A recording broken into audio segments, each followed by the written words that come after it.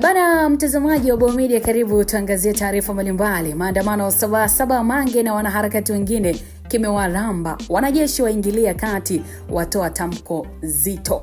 Ni jeshi la ulinzi la wananchi wa Tanzania JWTZ limewataka wananchi kote nchini kupuuza na kuepuka kujihusisha na wito wowote unaolenga kuhamasisha vurugu, ghasia au uvunjifu wa amani, likisitiza kuwa hatua kali za kisheria zitachukuliwa dhidi ya wote watakaobainika kuhusika na vitendo hivyo. Kupitia taarifa yake kwa umma, JWTZ imesema kuwa inaendelea kutekeleza majukumu yake ya msingi ya kulinda usalama wa taifa, mipaka ya nchi pamoja na kuhifadhi katiba ya Jamhuri ya Muungano wa Tanzania ya mwaka 1977, na jeshi hilo limewakumbusha pia kuwa linatenda kazi kwa kuzingatia sheria ya ulinzi wa taifa sura ya 192 ambayo inaweka bayana wajibu wake katika kulinda mamlaka na usalama wa nchi.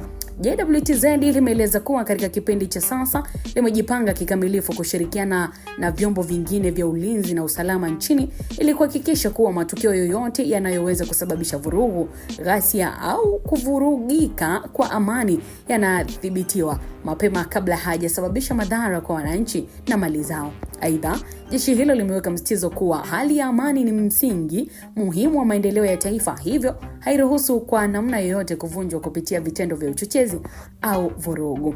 Lakini katika hatua nyingine, JWTZ limewahimiza wananchi kuwa macho na kutoa taarifa kwa viongozi wa serikali za mitaa, vijiji pamoja na vyombo vya dola pale wanapoona viashiria vya uchochezi au mipango yote inayoweza kuhatarisha amani ya nchi. Limesema ushirikiano wa wananchi ni nguzo muhimu katika kuimarisha usalama na kudumisha utulivu wa taifa. Vile vile jeshi la JWTZ limewahakikisha Watanzania wote kuwa linaendelea kuwa imara katika kutekeleza wajibu wake wa msingi wa kulinda katiba, mipaka ya nchi na mamlaka ya taifa, huku likisitiza kuwa litaendelea kushirikiana na wananchi katika kuimarisha amani, umoja wa kitaifa na maendeleo endelevu. Jeshi hilo limehitimisha kwa kusisitiza kuwa hakuna nafasi kwa vitendo vya kuvuruga amani nchini na kwamba sheria itachukua mkondo wake dhidi ya wote watakaobainika kujihusisha na matendo hayo.